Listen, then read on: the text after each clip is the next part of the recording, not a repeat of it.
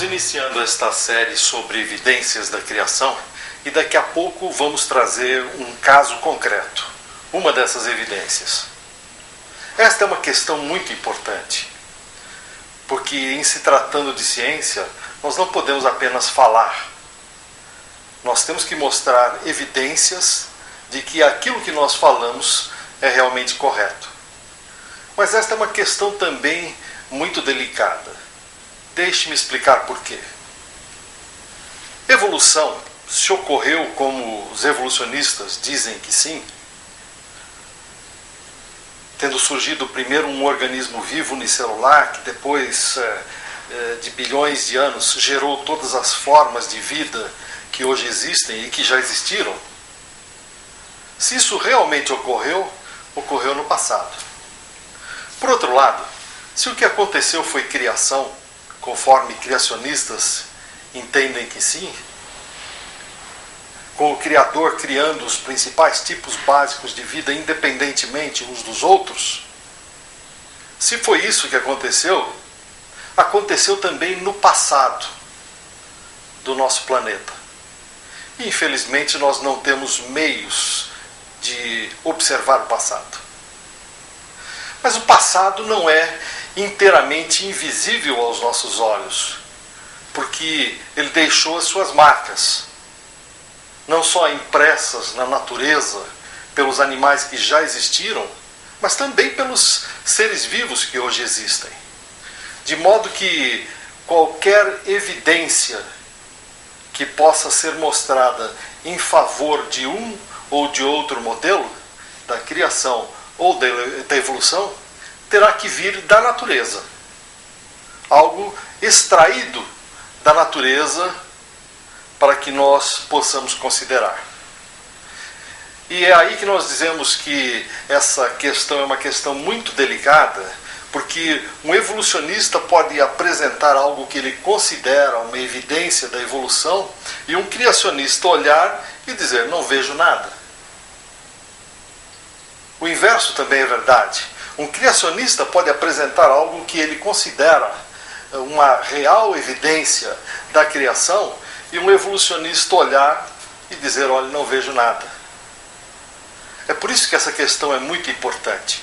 Essas evidências que têm sido apresentadas quer por evolucionistas, quer por criacionistas em favor dos seus modelos, devem ser discutidas livre e abertamente.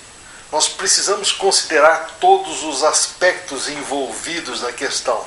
E é só fazendo uma análise minuciosa dessas evidências que nós podemos chegar a alguma conclusão a respeito de qual o verdadeiro modelo das nossas origens. Criacionistas não abrem mão disso. Eles dizem, o modelo correto é o modelo da criação. Mas evolucionistas também procedem da mesma forma e dizem que o modelo correto é o modelo da evolução. Vamos então aos fatos da natureza. Como vocês sabem, segundo o modelo da evolução, as aves surgiram a partir dos répteis. Répteis teriam sido atingidos por mutações e teriam sido transformados em aves ao longo de milhões de anos. Ora, mas você conhece bem um réptil, conhece bem uma ave, você sabe como répteis e aves são muito diferentes, não? Nós vamos nos concentrar nesse exemplo apenas no processo de reprodução de répteis e aves. Todos nós sabemos, os répteis, eles botam os seus ovos, abandonam os seus ovos, que se chocam sozinhos, são chocados pela temperatura ambiente. Eles não precisam tomar nenhuma providência a esse respeito. As tartarugas enterram os seus ovos e deixam lá. As tartaruguinhas, quando nascem, elas têm que se desenterrar. A tartaruga mãe já pode estar a muitos quilômetros dali. Elas têm que ir sozinhas se desenterrar e fazer o seu caminho até a água. A mesma coisa acontece com os crocodilos, com os lagartos, com as lagartixas, enfim, com os répteis em geral. O máximo de que nós temos notícia é o gavial, uma espécie de crocodilo que tem uma mandíbula bem fina. E ele, depois de um certo tempo de ter enterrado os seus ovos, exatamente o tempo de incubação desses ovos, né, ele volta lá e percebe que os ovos já estão eclodindo lá embaixo. Ele escuta alguns piados e então ele ajuda a desenterrar esses filhotes que então vão para a água. Mas de resto, répteis são animais que pouco têm que se preocupar com o processo de reprodução.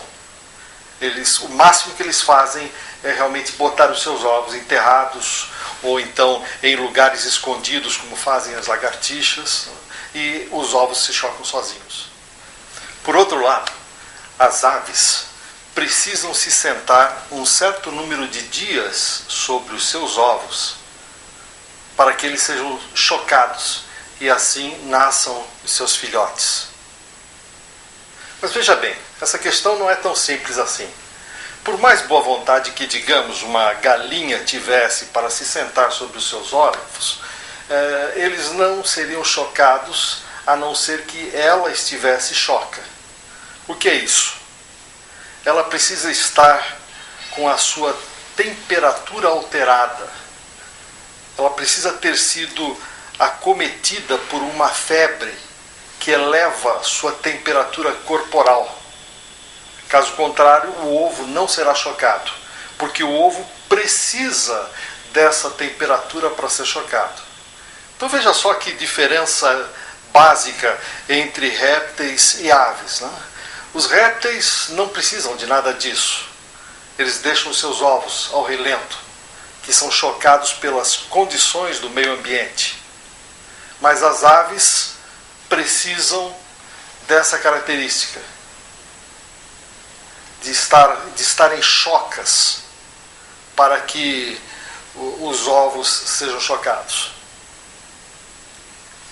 Então, se nós vamos dizer aqui, pensar como evolucionistas, que répteis deram origem às aves, nós teríamos então que admitir que um conjunto de mutações aleatórias mais coordenadas, o que é um contrassenso, teria atuado ao longo desses milhões de anos de transformação de répteis em aves, dotando então as aves dessa característica de serem acometidas por essa febre para chocarem os seus ovos. Outro conjunto de mutações independente, mas atuando de forma coordenada, teria que atuar sobre os ovos, transformando um ovo de réptil, que não precisa mais do que as condições do meio ambiente para ser chocado, num ovo de ave que precisa de uma temperatura específica que ele não encontra no meio ambiente.